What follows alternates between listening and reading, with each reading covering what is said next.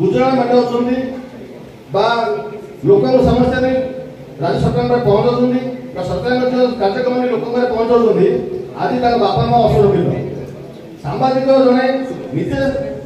कार्यक्षेत्र में जी असुरक्षित जड़े स्वास्थ्य बीमा पाई बापा माँ वंचित कर सब दुखर विषय मुझे आप देखिए मो कि गोटे जिन कहूँ कि देहू ने प्रत्येक नेता को आजिकल देखिए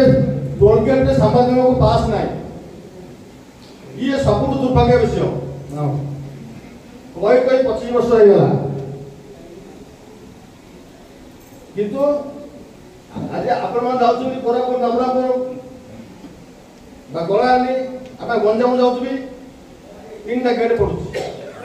गेट का शोषण साधारण जड़े सरपंच हो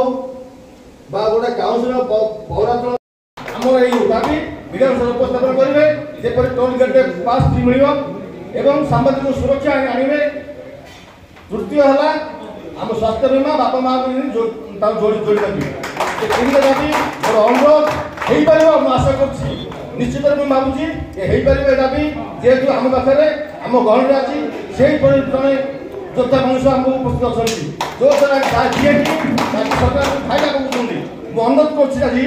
जिनसा उपस्थापन करने अनुरोध कर बर्तमान ये पत्र शेष कर जय हिंद बंधु जननी।